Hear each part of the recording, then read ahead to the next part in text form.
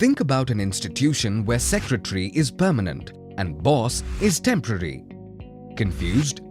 Okay, think about an institution where director is a junior and secretary is the boss.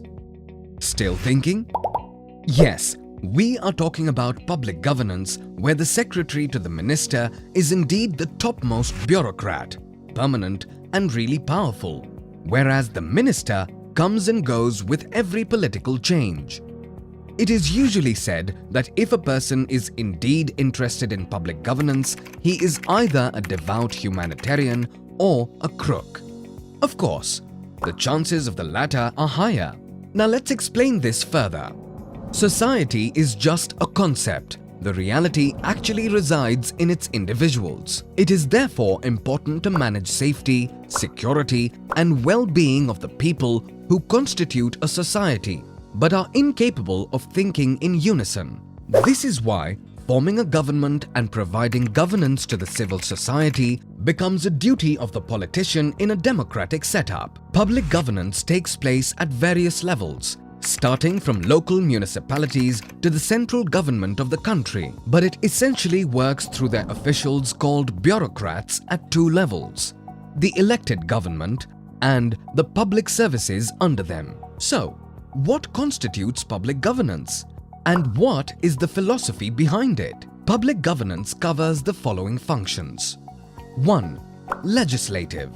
Exercising public authority by making laws of the land based on ethical principles and levying and collecting taxes and revenues.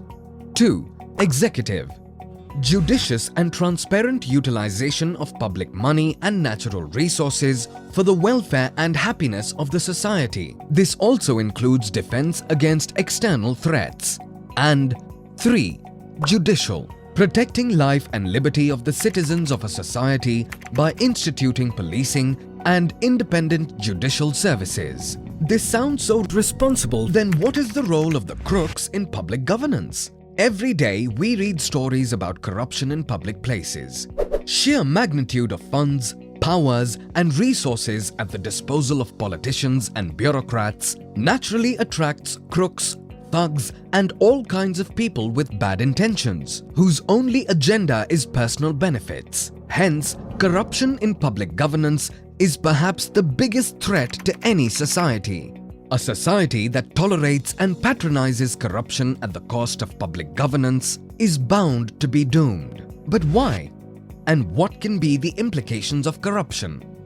Well, if everything in a society works with bribery and pilfering, we can't have roads without potholes, data without interruptions, fairness in the judiciary, and standing our ground against enemies of our country. Then why not fight corruption in public governance instead of seeing our country die?